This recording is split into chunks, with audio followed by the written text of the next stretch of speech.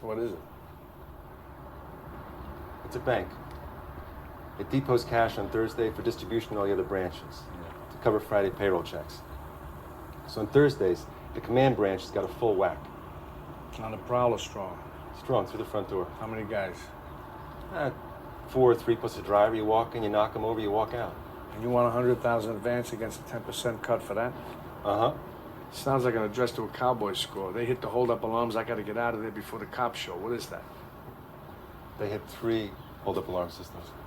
2 telco and a cellular.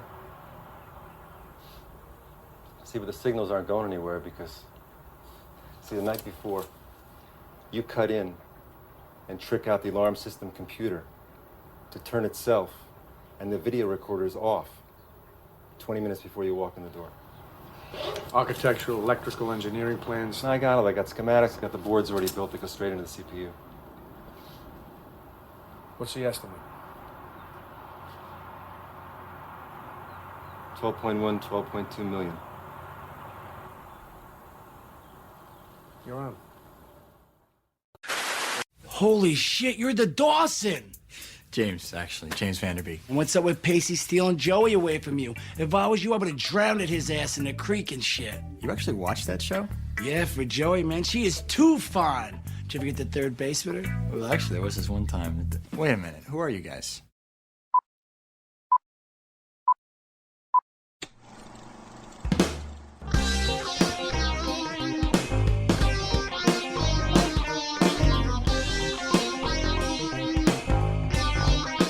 Chris Scalzi here with Matt Howell.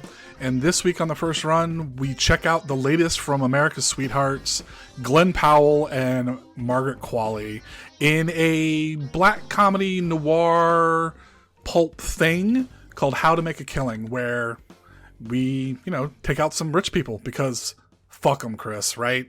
Eat the rich. Absolutely. Absolutely. And then I think that's what we got for you this week. So I'm hoping that it's an exciting show for you because we have a lot to talk about. Let's go. Since the day I was born, my mother told me we were different. Yes, she had been disowned by her family, but someday I would become the sole heir, the real estate, planes, an island or two.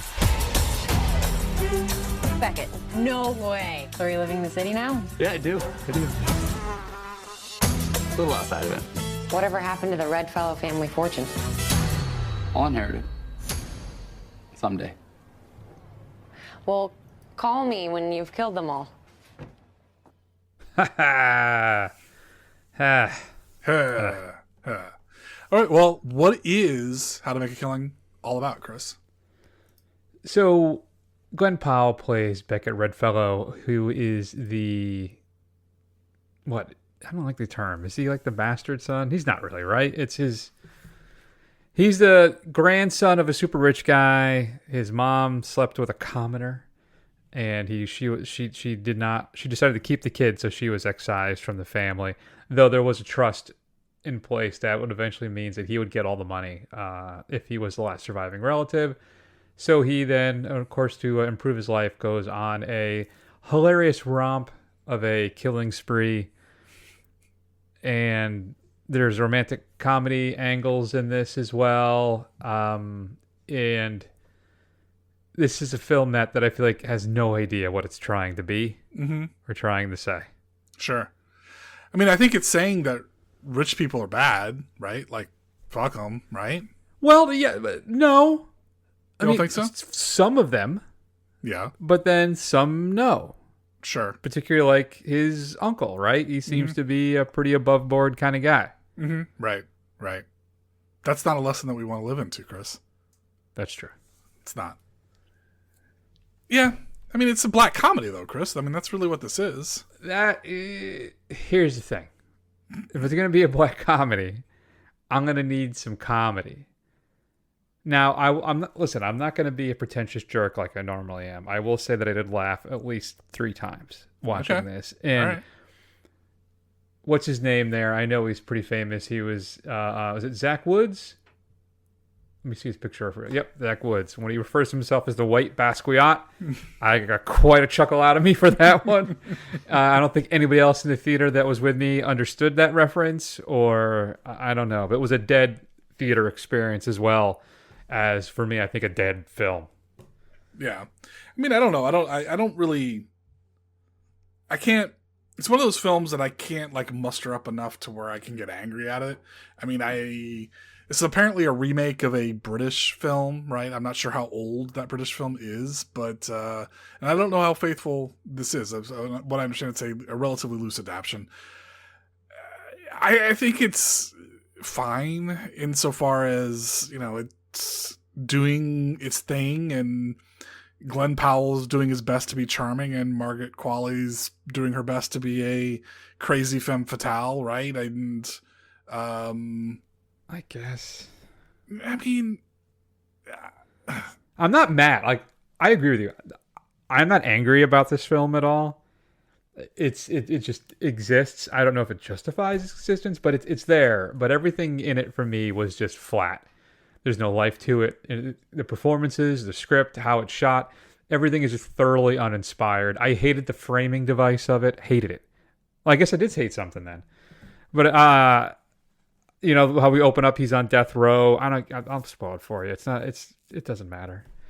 And he goes through and he tells his story about what happened and how he got to the place he was.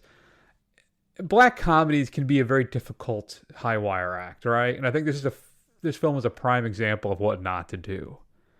I think tonally it's incomprehensible. It doesn't handle any of its aspects well. The comedy, the thriller parts, the noir-esque moments, especially with Qualley, right? The romantic comedy stuff as well with Henwick, who plays Ruth, right? Jessica Henwick, that's her name. I mean, everything, it just kind of fumbles. I think Zach Woods, out of all the relatives that has to get knocked off, is probably the most engaging and fun I had with the film. But it's just, I don't even know if it's lost opportunities or missed opportunities. It's just, like I said, it's an inert piece of content is really how I felt. It looks like a Netflix original. It's certainly shot that way. You know, everything looks very flat. There's no, I think, real engaging aesthetics in this thing in any capacity. And I don't understand, too, like, Powell isn't amoral. He's not situationally moral. He's inconsistently amoral. And for me, it doesn't work. It's his decisions and stuff that he makes, the things that are presented to him as a character give him many opportunities to accept a happy life. And he can't do it because of a promise he made to his mom that at no point, I think, a rational person would interpret as you have to kill people to get to where you want to be. So I don't know. It's just, to me, the entire thing just didn't work. And I think it all boils down to just a massive swing and a miss on the tonal balance of this thing. It's just a complete failure on that part. Would you have enjoyed it more, maybe been more forgiving if it was some kind of streaming service original, like if this was a Netflix or Hulu original? I don't know if I would. I would just say, yep, this is another more slop from Netflix.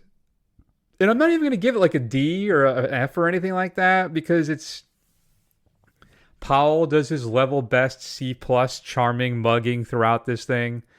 You know, in fact, I think the best performance in this is probably Henwick as his girlfriend. She seemed to be the most real person in the entire film. It's like she was working in an entirely different movie than everybody else, who are just outsized characters or just dopey, unengaging, insipid, kind of uninvolved, uninteresting performances. Well, I mean, I don't really know what else to say, Chris. I mean, it's not it's not good. It's not bad, but it's not good. Yeah. It's not funny enough. It's not dark enough. It's got kind of a pseudo happy ending, right? Which I don't know if it really earns. Let's talk about that, because that really bothered me too. Okay. At no point for me, did the ending of this film make any sense to me after what I just watched play out for the prior, how long is this 90 film? minutes. 105 minutes, yeah. There you go. It doesn't... So he's now trapped in this gilded cage with Margaret Qualley, hoping to then wait for her to die, or maybe to orchestrate her death, maybe? Or is he just resigned to, I guess I'll have to end up being with the first love of my life, who again is Margaret Qualley, which I guess is a pretty darn good consolation prize, that and having billions of dollars. Right. But he's sacrificing true happiness, which everything in the prior film shows it's not something he seems to be entirely interested in. The way the gates close at the end to signify that he's once again in prison. All right. So I guess I was lying to myself. That did make me angry as well. I'm glad I feel like I can feel your score dropping as we talk through this film. There's a final FU to me when those gates clanged shut. Right. Yeah. Folks, I mean, obviously this is one of those films where we started off probably in C+ territory, and we've been dropping steadily.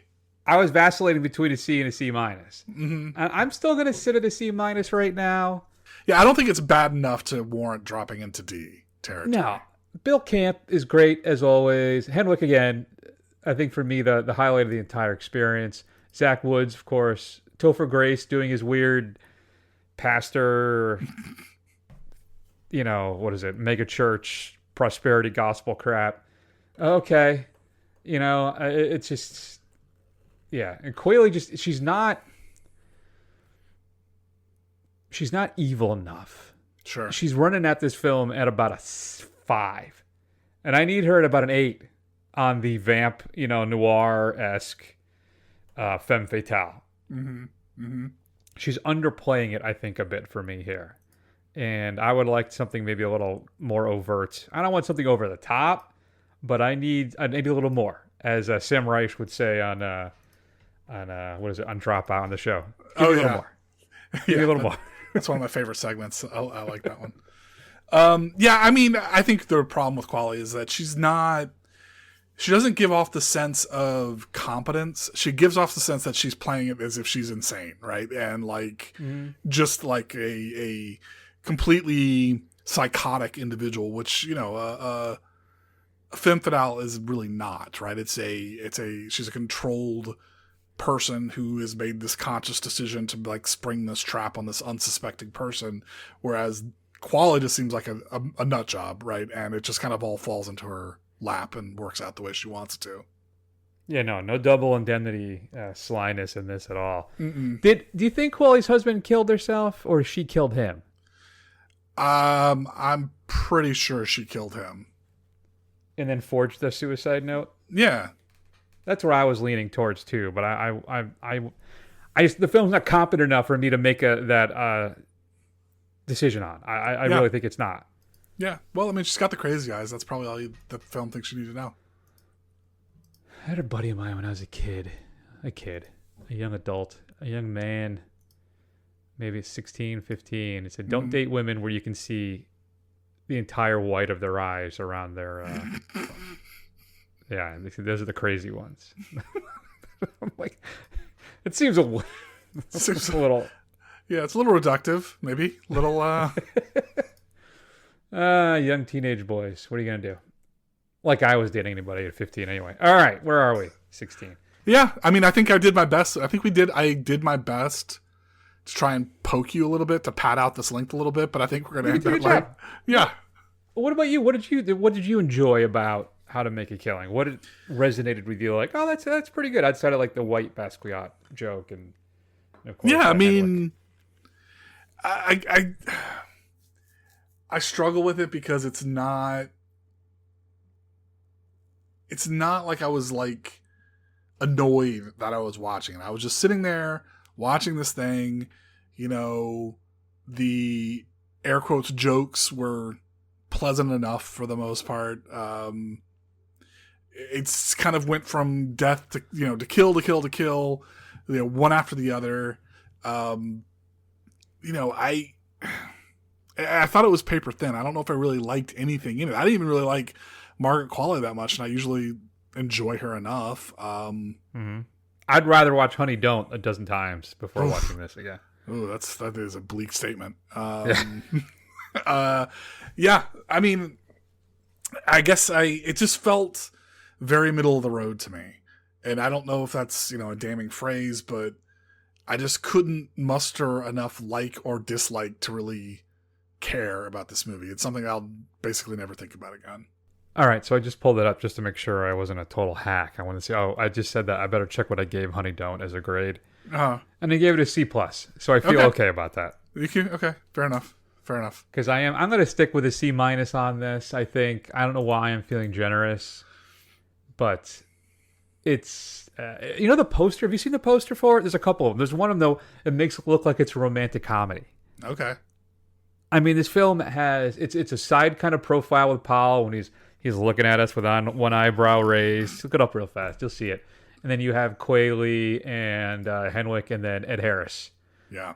As little bars behind him. And it looks like it's a romantic comedy. And he's chasing the two women and the dad of one of them is upset with him. Or he's, I don't know, whatever. It's just, again, another example of this film does not know what it's trying to be. Yeah. And I have one last thing, Matt, I need to ask you. Okay. I skeeted out on the Blue Skies that Powell is across the Tatum line. Okay. All right. He's an actor that I think is fine, though he seems to be backsliding a bit for me. Okay. Like he's looking over his shoulder. Seems like the Tatum line is kind of catching up with him a little bit. Could he fall below it again? For the uninitiated, if you're new to the show, the Tatum line refers to Channing Tatum as an actor I did not care for in any capacity until 21 Jump Street, which had one of the funniest scenes I remember in some time when he puts together the fact that Jonah Hill's character is dating Ice Cube's daughter. That moment, it just... That was in the second one, too. That was the second one, the second one? Yeah, the first one, when he really crosses it is when he's, they're taking drugs for the first time, talking to Rob Riggle, running around the band room, things like that. Yeah. That's when he crossed. Yeah, so that's where... So anytime an actor we don't care for, they cross the Tatum line, they are now into the loving embrace of at least me. Yeah, so I mean, Channing Tatum's like, it's because his early career is so bad, right? I mean, and like, like in the Step Up movies, entirely on his aesthetic, on his looks, right? Yes, entirely. Yes, yeah, entirely, or in his ability to dance, right? I mean, he's in the Step Up movies and all that kind of stuff, right? And then he shows that he's actually pretty funny, and they've kind of leaned into that. Glen Powell doesn't really have that career arc, because I'm struggling to think of, were there anything that Glen Powell was in early on that I'm like, man, this guy can't do it? I mean, he always seems to play the same kind of cheesy, smarmy character, and it doesn't work most of the time. I remember he was in The Dark Knight Rises. That's right. He was one of the traders at the Wall Street floor office thing. I'm trying to see what else he had now. So his big moment, right, was Maverick. Right. That's what kind of pushed him into, air quotes, leading man status, which is really where I'm going. Sure. I think that experiment is over. I don't think Powell can open a picture. I don't think it's his lane. Yeah. I think he's a really interesting secondary performer in a film. I think that I'm fine. I think that's great. Which I know, again, I get it. I'm some dumb guy on the internet talking about this. Fine. But still, The Running Man, which I think was a miserable failure for me. The farther away I get from that film, the farther away I want to get from that film. And it's Twisters, again, not great. Yeah. Hitman, I think I had psyched myself up for Hitman because I kept hearing how great it was. Sure. And out of all these films I've talked about, it's probably the best thing he's done since Maverick, I guess. Yeah, but I I seen think that the Chad experiment Power is show over. or anything. Or What's I that? I haven't seen his Chad Power show or anything like that. So I don't even know what you're talking about. What's Chad Powers? Oh, sports comedy show. Oh, he created it. yeah, so it's based off of a skit, or it's based off a thing where Eli Manning put on a bunch of makeup, and then he did college tryouts, like walk-on tryouts at Penn State, and nobody realized it was him, and that was the name he came up with, was Chad Powers. So it's kind of based on that. Oh, interesting. Have you watched it? Is it any good? No, because I saw the skit. I saw everything I need to see. Fair enough. So you were on board with me in regards to his leading man status? Yeah. I don't think he's a leading man, right? I think he's a handsome character actor is basically what he is. He's got the jaw for it, and I got to tell you too. Again, I know I am not what you would call conventionally handsome. Though I think I'm cute. Sure. I've aged well. I will definitely put that out there. You have aged well, Chris. Especially a man of my age. In fact, the head of hair that I have is just to die for. Really, chef kiss. Getting wider by the day, though. It is. It certainly is. The one vanity I have in my life. Mm-hmm. That, and I have these kind of brownish hazel eyes. There's like a little green in them. It's really captivating. Are you trying to come on to me right now? Like, what's going on? There are angles of Powell that are odd. Sure. Because of his jaw structure and stuff. There are some angles where it's like, was he in an accident and had reconstructive surgery? Like, why does his jaw and cheekbones work like that? Yeah, it looks like he might have had some work done. Like, he's starting to look a little plastic. Yeah. But still a good looking guy. Yeah. More successful than me. More talented. Sure. And he seems to be a nice enough fella too. Yeah, he's a nice guy too, right? That's true. For everything I've ever seen or read about him, seems like a great guy. Yeah. I wish him nothing but the best. Mm-hmm. But we're calling it that your career's over, my friend, as a leading man. Not that it's over. As a leading man. Yes, as a leading man, I think so. Maybe he needs to downshift into some indie stuff. Mm-hmm. You know, pull a Robert Pattinson for a bit and then come back around. What do you think, folks? Have you seen How to Make a Killing? I'm giving it a C-. Matt is going to give it a C- as well. Look at you. Look at us. Look at us. Feedback at thefirstrun.com. We'd love to hear from you. Matt, what's coming up next week on the big show? I don't think we even know. We're not even sure. We're trying to figure out if we can make The Bride work, where Chris is going to be traveling for work, and we're boycotting Scream 7, right? So we're going to try and check out The Bride, but may or may not work depending on our schedules. So we'll see. Are we firm on the boycott? I feel like if I go, I'm not going to pay for it. Is that something I should say out loud? Probably not, but that's okay. You know, the FCC is they have AI just running through to figure out who's pirating what on these podcast shows. I suppose, I'm not going to pirate it. I'm going to sneak into the theater. Well, that's true. Good old fashioned, like old school thievery. I miss the old days. When I was a kid, I'd go to the theater for the day. Back when they used to put the movie and the time on the sign in front of the theater, so you knew. Yeah. They don't do that anymore because of hoppers. They jump around. That we could do. Saturday, there is a 1 p.m.'s early screening of the new Pixar movie, Hoppers. Oh, yeah. Well, we didn't see the last couple Pixar movies. No, we haven't. We've kind of jettisoned our watching of Pixar movies. Yeah. Maybe we'll just take the week because of all my travel and just come back for episode 8 hundo. Breaking off another hundo with The Bride. We'll see. We'll figure it out. Seems just like yesterday we were talking about our 700th episode. We got to come up with something fun. Usually what did we do last time? Like our 10 favorite films since the show started? Maybe. It might be fun to do that every hundo because we'll have been through almost 2 years of shows. Yeah, so what's our favorite films of the last 100 episodes? Yeah. Yeah, that's good. Oh, no, I'd say all time. I guess we could do last 100 though. That might be even a better idea because it closes the window. Yeah. Yeah, what are the best films of the last 2 years that we watched? Last hundo. That's good. All right. I've had enough. In the meantime, check us out at thefirstrun.com. Find archives of all the old shows. There's a report card. What else is there? There's a little player. Hit play. It'll start running. Matt, I keep going back and forth on my Merry Christmas, Mr. Lawrence. Like I keep tweaking the script a little bit. Like I'm having, again, imposter syndrome. I've been doing this show for how many years now? And I've been having imposter syndrome up the wazoo. I have all these different things I want to do. I'm like, nobody wants to listen to me at it. This really ends up being just a conversation between you and me. Though I'll say our numbers are doing reasonably well lately. I look at the downloads and stuff, and it's not nothing. So, but nobody wants to talk to us. Nobody ever reaches out. You know what? podcasts is for people who they're on the do go. things on their time. Yeah, they're busy people. They're busy. That's Yeah. fine. Feedback. What else? We said that. Instagram, YouTube, Blue Sky, Facebook. Do a search for The First Run. Scroll. Eventually you'll find us. And I feel like there's something else. Apple Podcasts. Go over there. Give us a review. It'll help other people find the show. And that'll be that, folks. We're going to take an extended break. We'll see you soon with something. We love you all very much. Please take care of yourselves. And until next time. Auf Wiedersehen.